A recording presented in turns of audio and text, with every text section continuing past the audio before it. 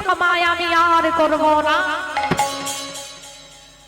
তাই তোমার কাছে যে পাওয়ার আছে, যে শক্তি আছে, তোমার কারো কাছে টাকার বল থাকে, কারো কাছে জ্ঞানের বল থাকে, কারো কাছে দেখবেন বাবা তার খুব নাম ডাক আছে, সুনাম, সেই নামে আধিপত্য থাকে, কিন্তু মনে রাখবেন আপনার যে ক্ষমতা আছে সেটা ভগবানের দেওয়া। ওই ক্ষমতা যদি আপনার অহংকারের কারণ হয়ে যায়, ওই ক্ষমতাই আপনার বিনাশেরও কারণ হয়ে যাবে। তাই গৌর হরি, তাই মাই পারে সন্তানকে ভালো করতে, মাই পারে সন্তানকে খারাপ করতে। আজকে মায়াবতী মা বিহারীকে গোবিন্দ চরণে নিবেদন করে দিল।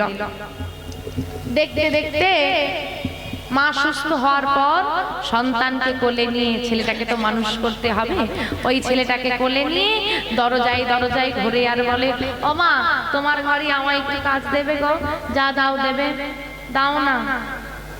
কি করতে হবে বলো?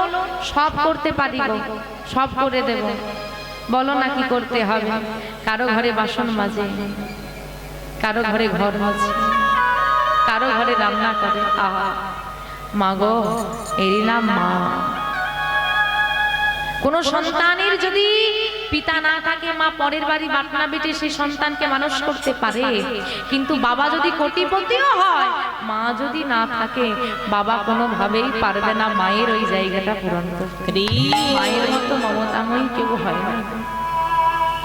ওই সন্তানকে কোলে নিয়ে দরজায় দরজায় কাজ করে, আর হাতে কাজ করে, বিহারীকে শুইয়ে রাখে। মা তো ছেলে তো ঘন ঘন খিদে পাবে না, ছোট ছেলে না, যখনই এসে একটু স্তনদুগ্ধ পান করায়, ঘরের মালিক এসে বলে, এই জন্য মাইনে দি, তোর ছেলেকে খাওয়াতে কি যদি আমাদের কাজের দেরি হয়ে যাচ্ছে না, রেখে আসবি বাড়িতে। এভাবে কাজ হয় না। চোখের জলে বুক ভেসে যায় আর বলে, গোবিন্দ সন্তান দিয়েছ, সন্তানকে সেবা করার মতো একটু সময় দিতে। কি যে তুমি করো, কেন যে এমন পরীক্ষা নাও আমার। ওই সব সময় কাজ করে আর বদনে গোবিন্দের নাম গাইতে থাকে। ভজনে তাই গো রাধে শ্যাম, জপ হরে কৃষ্ণ হরে রাম, ভজনে তাই গো জপ হরে কৃষ্ণ হরে রাম, ভজনে তাই গৌর রাধে রাম, জপ হরে কৃষ্ণ হরে রাম, ভজনে তাই গৌর রাধে শ্যাম, জপ হরে কৃষ্ণ হরে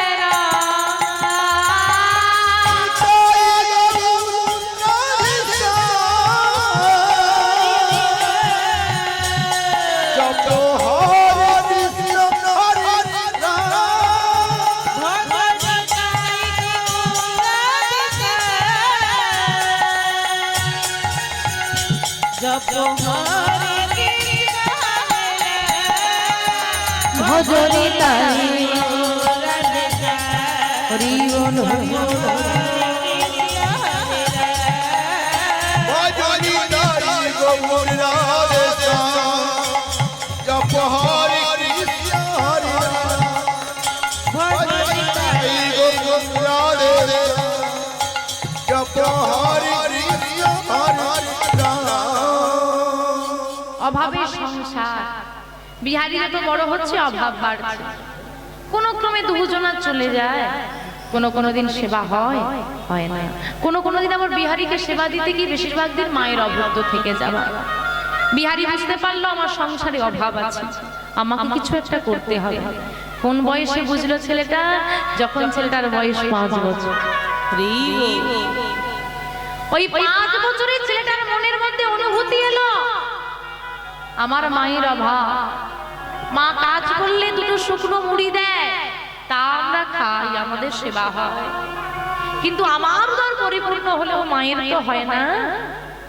আমি যদি একটা কাজ করতে পারি, আমি তো মায়ের পেটটা ভরিয়ে দিতে পারবো।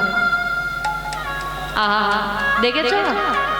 হ্যাঁ গো, এমন ছেলে হয় বা? তা কি করব? মা পরের বাড়ি কাজ করে, আর ওই ছেলেটা মা যখন পরের বাড়ি কাজ করে ওই দরজায় দরজায় ঘোরে আর সবাইকে বলে বাবু আমায় একটা কাজ দেবে। আর ঘুরতে ঘুরতে বাবা এক বাবুর বাড়িতে একটা কাজ পেয়েছে। কি কাজ? গরু চড়ানোর কাজ। বাবার নাম কি? বিহারীর বাবার নাম দ্বিজ ঘোষ। ঘোষ মানে গোয়ালা, গোয়ালার ছেলে তো, ওই জন্য গরু চড়ানোর কাজটা পেয়েছে।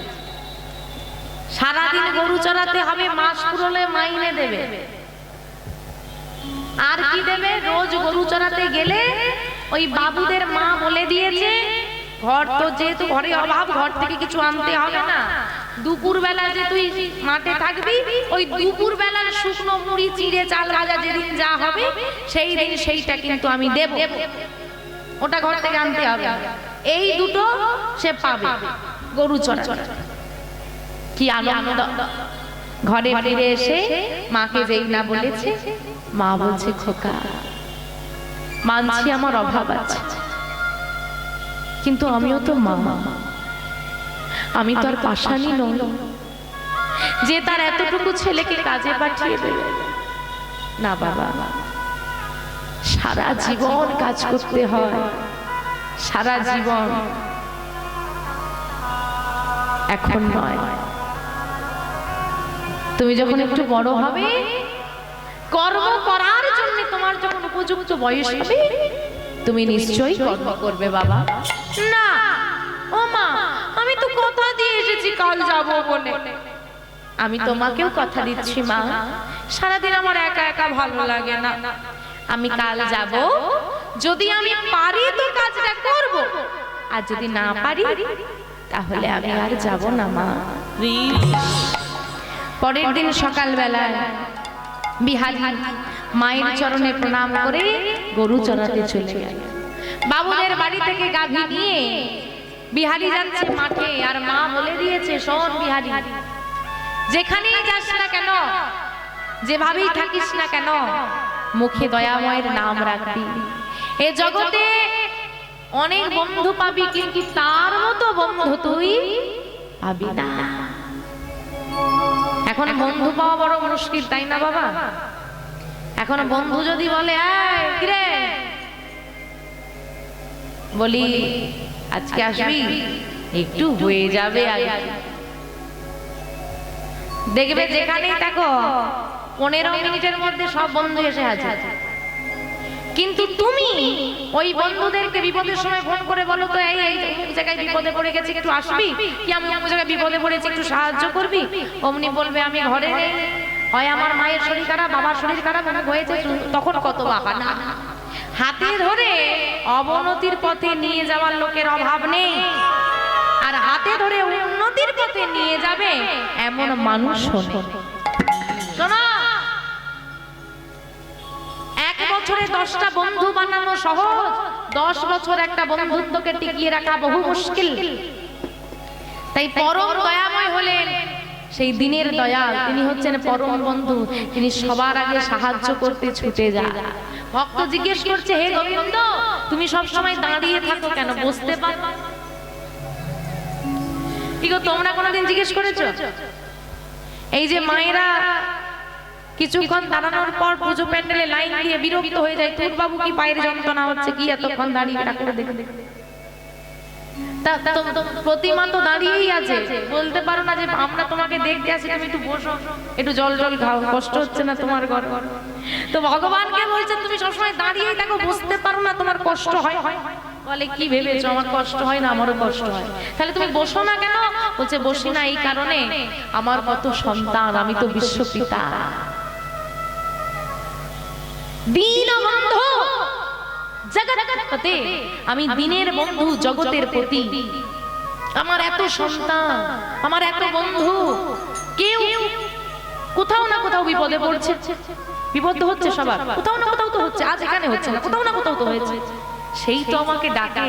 তা সে যখন বিপদে পড়ে আমাকে ডাকবে, আমি বসে থাকলে আমার উঠতে সময় লাগবে, আমি দাঁড়িয়ে থাকি যাতে ডাকলেই আমি ছুটে চলে যেতে পারি। নিতাই গৌর হরি বল। মানুষ এভাবে যাবে মা? আসবে না, সে আসবে না। হরি বল। তাই তুই সর্বদা তার নাম বদনে রাখবি, দেখবি বাবা তার মতো বন্ধু কেউ হবে না। তাই মায়ের কথাটা মনে পড়েছে। আজকে বিহারি গাভী নিয়ে মাঠে চড়াচ্ছে আর মুখে ওই নাম গাইছে, আধার